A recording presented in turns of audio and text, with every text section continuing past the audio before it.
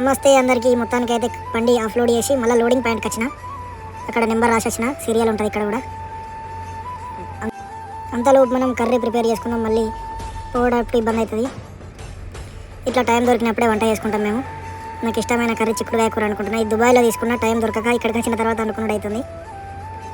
ఈ 2 బండ్లు లోడ్ అయిన తర్వాత నా నెంబరు. అంత లోపల మనం కర్రీ వండుకొని పెట్టుకుంటే మళ్ళీ ఎక్కడ ఆగకుండా వెళ్ళిపోవచ్చు దుబాయ్ దాకా. ఇది నా కిచెను చూడుర్రి. ఇందులోనేమో ప్లేట్లు పెట్టుకుంటాను నేను ఫస్ట్ డ్రాలా. సెకండ్ డ్రాలనేమో ఇవి ఉంటాయి కదా, జీలకర్ర అవన్నీ పెట్టుకుంటా. చూడుర్రి, మీద సామాను ఇవన్నీ పెట్టుకుంటా. ఇది నా చిన్న ఫ్రిడ్జ్.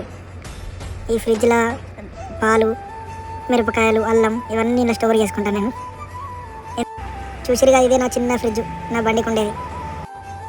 ఒకసారి బండి కూడా చెక్ చేసుకుందాం. రేడియేటర్ వాటర్ చెక్ చేసుకుంటా. నేను అక్కడ దుబాయ్ నుంచి స్టార్ట్ అయ్యేటప్పుడు ఒకసారి, మళ్ళీ ఇక్కడ వచ్చిన తర్వాత ఇక్కడ నుంచి స్టార్ట్ అయ్యేసరి ఒకసారి ఖచ్చితంగా నేను వాటర్ చెక్ చేసుకుంటా. Radiator water. ఇందులో నేను వాటర్ కూడా నేను తాగే నీళ్ళే పోతాయి ఎప్పుడు, కానీ బయట వాటర్ ఎప్పుడు పోయా. వాటర్ బాటిల్ తోటే నేను ఏ నీళ్ళు అయితే తాగుతాను అవే నీళ్ళు పోతాను ఇంట్లో కూడా. ఎందుకంటే ఇక్కడ సాల్ట్ వాటర్ ఉంటుంది కాబట్టి లోపల ఖరాబ్ అవుతుంది ఇది. అందుకోసమే మనం తాగే నీళ్ళే పోయాలి ఎక్కువ శాతం. చూద్దాం దారి మన కూర దాకా వచ్చిందో. ఆల్మోస్ట్ అయిపోయింది కూర కూడా.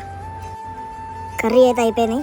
లాస్ట్ కొత్తిమీర వేసేసుకొని దించేసుకుందాం. ఇక చలో కొత్తిమీర వేసుకొని పక్కకి పెట్టుకుంటే అయిపోతాయి. ఒకసారి మళ్ళీ చెక్ చేసేద్దాం మన ఇంకో బండి పోయిందా పోలేదా, ఇంకెంతసేపు పడుతుందో టైం. నన్ను సపోర్ట్ చేస్తున్న ప్రతి ఒక్కరికి పేరు పేరున థ్యాంక్ యూ ఆల్.